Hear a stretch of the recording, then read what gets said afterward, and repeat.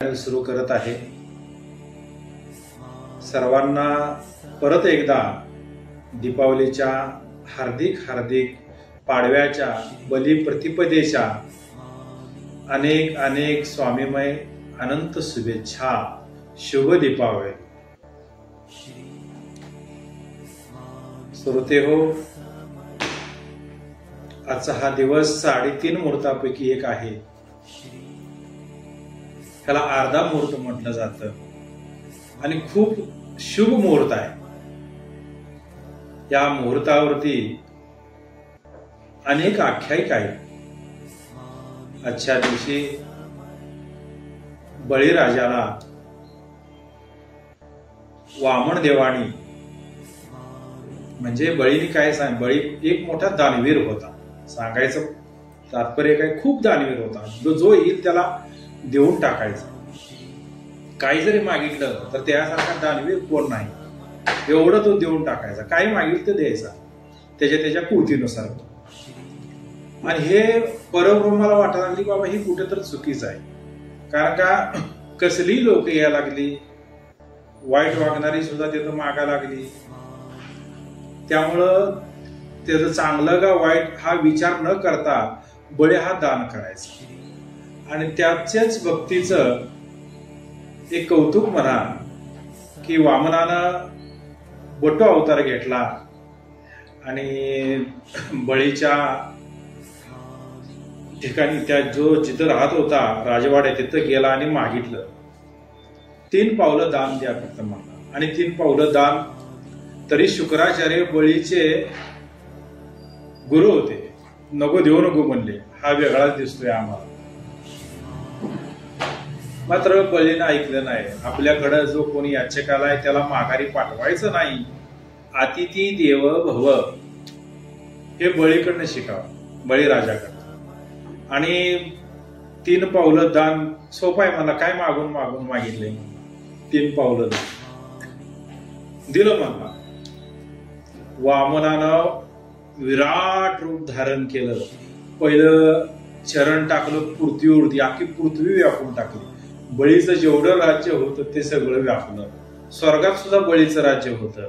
स्वर्ग सुद्धा दुसऱ्या पावलात व्यापून टाकला, दुसरं चरण। आता बळीला म्हणला संपलं की, म्हणला तुझं जेवढं राज्य होतं 2 पावलंच संपलं। आणि आपली बोली काय होतं, कॉन्ट्रॅक्ट काय झालं तर 3 पावलं, 3रं पाऊल कुठं टाकवा आला मग।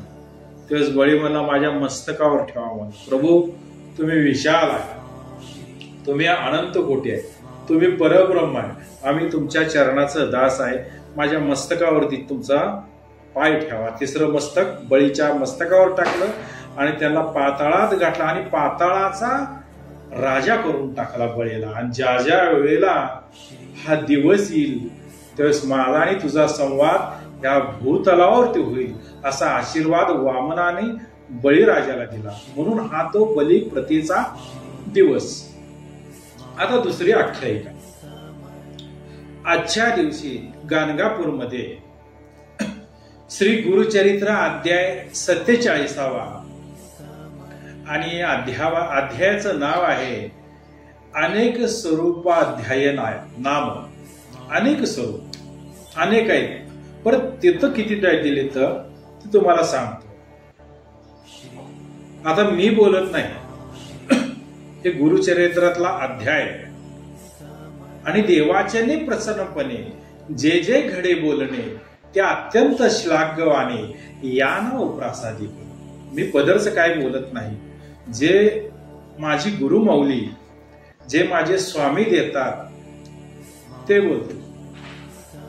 म्हणजे कसं, चाले हे शरीर कवणाच्या सत्तेनं, कोण बोलवितो हरिविन। देखवी ऐकवी एक नारायण, तयाचे भजन चुकवू नका।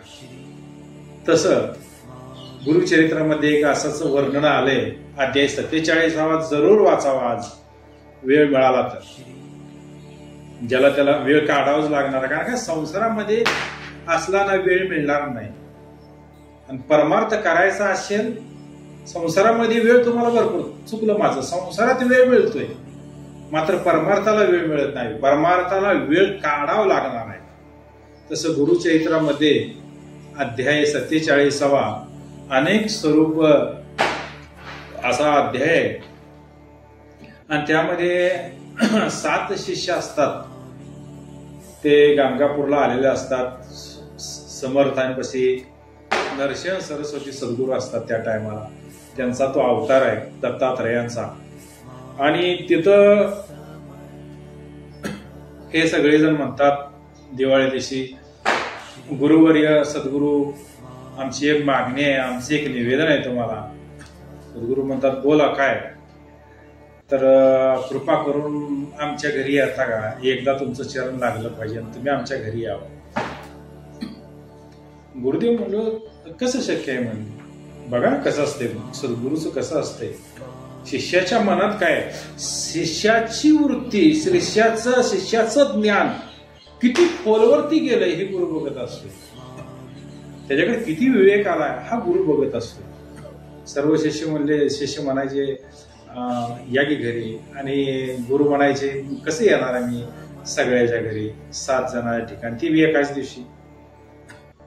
नाही गुरु यावं लागतंय. नरसिंह सरस्वती म्हणाले बघू म्हणले. नाही बघू तसं म्हणू नका म्हणले, आमच्या गोरगरिबाच्या घरी यावंच लागतं. अहो तुम्ही कृष्ण ज्यावेळेस होतात त्यावेळेस गेलता का नाही म्हणजे विदुराच्या घरी, रामप्रभू असताना शबरीच्या घरी गेलता का नाही, मग आम्ही काय पाप केलंय, तुम्ही जर नाही आला तर आम्ही गंगेत जीव देऊ म्हणले. जिथं अमरजा संगम आहे तिथं आम्ही जीव देणार म्हणतो. एवढं टोकाची भूमिका सगळ्या शिष्यांनी घेतली. त्यावेळेस गुरुदेवांनी सगळ्यांना म्हणले की थांबा म्हणले, प्रत्येकाने एक जण या आत म्हणले. त्यांच्या जे ठिकाण होतं एकांत त्या ठिकाणी प्रत्येक शिष्याला पाठवलं आतमध्ये आणि सांगितलं प्रत्येक शिष्याला, बघ मी तुझ्या गावी येतो, तुझ्या घरी सुद्धा येतो, पण कुणालाही गावात सांगू नको आणि घरातही सांगू नको मी येऊन गेलोय म्हणून. बरं झालं गुरुदेव माझ्यावर कृपा आहे तुमची, हा सांगू नको म्हणले, बाहेर सुद्धा कोणाला सांगू नको. तो बाहेर गेला. परत दुसऱ्याला बोलावं म्हणले, त्यालाही सांगितलं. त्याला म्हणले असंच कोणाला सांगायचं ना मी दिवाळी दिवशी तुझ्या घरी येणार आहे, हा गावात सुद्धा सांगू नको. बरं झालं गुरु कृपा तुमची माझ्यावरती खूप झाली. गुरु तुम्ही दयाळू आहे की ते तुम्ही, असं त्याला बरं वाटणार की तुम्ही. आम्ही त्या ठिकाणी इमेजिन करून बघा की आपण बी त्या ठिकाणी असतो किती आनंदित झालो असतो. तसंच त्यालाही वाटलं. गुरुने ओळखलं होतं की कुठल्या लेवलचे ते समाज कसा आहे. आता सुद्धा तशीच आहेत लोक. तुम्हाला थोडं स्पष्टीकरण करून सांगतो. 7 जणांना गुरुनी तसं सांगितलं की कोणाला सांगू नका. आणि कोणाला सांगू नका म्हणलं ना की जास्त आपल्यात ती हे होते बघा. सांगू नका म्हणलं का नाही प्रगट करतो आपण जास्त, कुठं बी घ्या तुम्ही. पण हे शिष्य तसे नव्हते. असं गुरुचरित्रात जसं लिहिलंय त्या पद्धतीने सांगतोय तुम्हाला. आणि गाणगापुरातली जी लोक होती संगमावरची, ती म्हणली गुरुदेव तुम्ही तिकडं सगळं म्हणताय तिकडं जाणार, हे तो कोण आहे म्हणून, हे सोडून जायचं नाही तुम्ही. अरे नाही जात म्हणले. त्यांना बी कळलं ना, आणि जी गेली त्यांना बी कळली. म्हणजे गुरुचं वर्णन करता येत नाही थोडक्यात सांगायचं म्हणजे. आता सद्गुरु वर्णवेना दासोदात ओळे बघा, सद्गुरु स्तवन, सद्गुरु स्तवन, हा बरोबर आहे. दशक 4 समाज 4 असा, समाज 4 आहे सद्गुरु स्तवन. त्यामध्ये आता सद्गुरु वेणा ही पहिली वेळ आहे, पहिली वेळ आहे. आता सद्गुरु वर्णवेना जेथे माया स्पर्शो शकेना ते स्वरूप मज अज्ञाना काय कळे, न कळे न कळे नीती नीती ऐसे बोलत तसे श्रुती, तेथे मज मूर्खाची मती पवाडेल कोटी. म्हणजे सद्गुरूच्या पुढं आपलं, गुरुच्या पुढं आपली मती चालत नाही थोडक्यात सांगायचं. आणि ज्या वेळेला दिवाळी आली आणि दिवाळीच्या 3ऱ्या दिवशी गुरु तिथं सगळ्यांच्या गावी, गावाचे उल्लेख त्या अध्यायात दिले नाही, कदाचित कुठं कुठं असतील, आणि सगळ्याच्या घरी प्रगट झाली आणि सगळ्याला एक एक वस्तू दिली. ही तुला वस्तू म्हणली, भेट वस्तू, गिफ्ट. अलीकडच्या भाषेत. आणि आले आणि त्या दिवशी गाणगापुरात बी गुरु होते नरसिंह सरस्वती, आणि 7 ठिकाणी 7 भक्तांच्या घरी होते, 7 गावाला, म्हणजे अष्टरूप घेतलं त्या ठिकाणी. आणि हे सगळी दिवाळी झाली आणि कार्तिक महिन्यातल्या पौर्णिमेला गुरुने सगळ्याला बोलवलं घरी, म्हणजे मठावरती. मठात ज्यावेळेस बसले गुरुच्या समोर, त्यावेळेस सगळेजण एकामेकाकडे बघायला लागले. एकामेकाला, आपल्याला अहंकार असतो ना, मी गुरुच्या जवळ जायचं असतं असं वाटतं. साधा आपण ज्या गुरुचा दास असतो त्या गुरुबरोबर जर फोटो काढला तर अख्ख्या जिल्ह्यात आपण प्रगट करतो, मी किती गुरुच्या जवळचा आहे दाखवायसाठी. एवढा अहंकार आहे. आणि गुरु खास त्यासाठी तिथे आलेला असते त्याजवळ. हा किती सूक्ष्म आहे, हा किती स्थूल आहे, ह्याच्याकडे किती नम्रता आहे आणि ह्याच्याकडे किती अहंकार आहे, हा बघण्यासाठी तो दिलेला फोटो असतो. पण ह्यानं त्याचं भांडवल केलेलं असते सगळ्याला दाखवून की मी किती जवळचा आहे सद्गुरूच्या. हा त्याचा अहंकार असतोय. आणि असे भक्त कधीही मुक्तीला योग्य ठरत नाही. हे सलोक्तीतले भक्त असतात. कारण का 4 मुक्ती आहेत त्या: सलोकता, समीपता, सरूपता आणि सायुजिता. सायुजिता फक्त सद्गुरू देत असतो, आणि सलोकता हे असं फोटो काढून कुठं तर ऍडव्हर्टाईज करून असं ही सलोकतेत अडकलेली लोक अशी भक्त आहेत. कारण भगवंताचा भक्त हा कधी विभक्त होत नाही, तो जन्मापासूनच भक्त आहे. आणि ज्या वेळेला हा सगळे 7 जण गाणगापूरमध्ये बसलेले आणि सगळेजण एकामेकाला सांगते, ते गुरुपशी जी आहे का ती काय दिसते का, ती मी दिलेला आहे. तर ती, अरे माझ्याकडे गुरु आलते, हो तुझ्याकडे गुरु आलते, माझ्याकडे बी आलते. 3रा म्हणतोय माझ्याकडे बी आलते. 4था म्हणतोय माझ्याकडे बी आलते. आणि कशावर? ती काय शाल दिलेली आहे, ती काय गुरुला मी टॉवेल दिलेला आहे, तो काय गुरुला मी वस्त्र दिलेला आहे, तो काय पंचायत दिलेला आहे. सगळेजण साथी दाखवा लागले. म्हणजे शिष्यांना काय दाखवायचं आहे गुरूंना, की गुरुला मी काय दिलंय दाखवा लागले. अरे तुम्ही गुरुला काहीच देऊ शकत नाही, ध्यानात ठेवा. काही देऊ शकत नाही, गुरुच आपल्याला देऊ शकतोय. आपण काय गुरुला देऊ शकत नाही. हा गुरु घेऊ शकतोय तुमच्याकडनं. काय घेऊ शकतोय? तर अहंकार घेऊ शकतोय, तो द्यायला तयार नाही फक्त. हा गुरुला काय देऊ, गुरु घेऊ शकतोय तुमच्याकडनं. काय घेऊ शकतोय? तर तुमची भक्ती घेऊ शकतोय. मात्र ते आम्ही द्यायला तयार नाही गुरुला. मग आपण काय देतोय? तर कपडे, ही वस्त्र, ही ताई, ही सोनं, हे नाणं, हे मी गुरुला केलं. हे गुरुला आवडत नाही. कारण का गुरु हा कसा आहे? भगवंत आहे. कारण भगवंत कसा आहे?